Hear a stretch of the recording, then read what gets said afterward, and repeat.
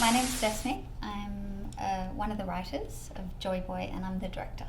Joy Boy is based on a true story, and it's a coming out film, so it's a queer coming out film. And it's essentially, it's a young man who was in an evangelical kind of conservative Christian home life and community, social community, grew up in the church, and got to the point in his life where it was like, well, I'm queer, but I love God, so what do I do? And he had this moment where he essentially prayed, and he said to God, either make me be happy alone, or change me and make me not be queer anymore. And this film is kind of poetic moments falling through memories of him on that journey to coming out and being queer and proud. There's always shit that goes wrong, and it's inevitable that nothing will be perfect, and I'm a perfectionist. So filmmaking has been fabulous in that way, because I kind of just learnt to let things go, and I did a lot of attachments where I observed directors and different approaches, and some people who would show up having not done any fucking prep, and they would still make the day, and they would still be cool guy director that everybody loved on set, and they would get great work. And then there would be people who would just fucking interrogate every line of dialogue, shot list to the hills, do absolutely everything they could, and then you get on set and you can't use that shot list because something's changed. So I did my due diligence. I did everything in pre that I absolutely could, and then I hope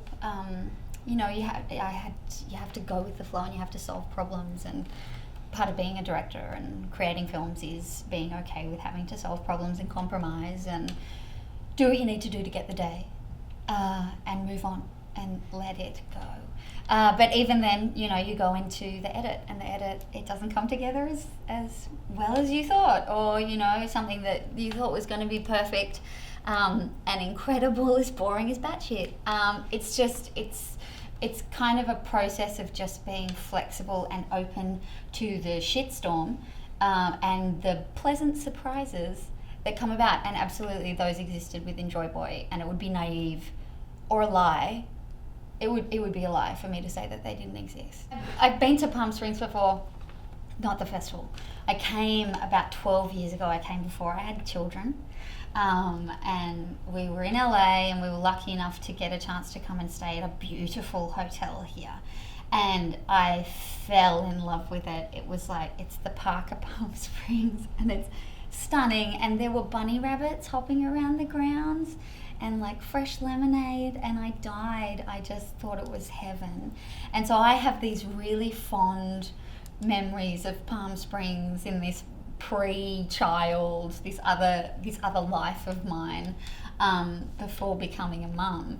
And then when the film got into Palm Springs International Short Fest, I didn't actually really hesitate in terms of coming back to Palm Springs. I couldn't wait to come back to Palm Springs, but I was a bit nervous about attending the festival, because it's a lot. It can be quite overwhelming, and I'm an introvert, and I'm a dag, and I don't drink.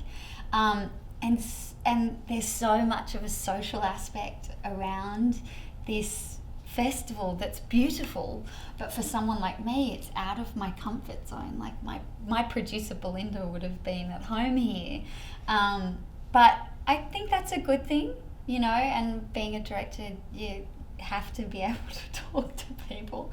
So it's been really lovely. Everybody's so kind.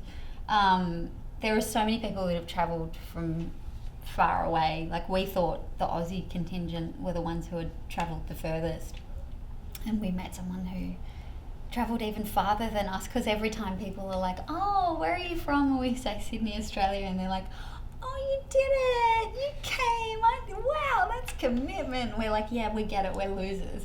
But no, it's a real privilege and an honour to screen here, and it's I'm at the start of my career. It's the biggest international festival that I've been lucky enough to screen at and attend, so I'm really grateful to have been included.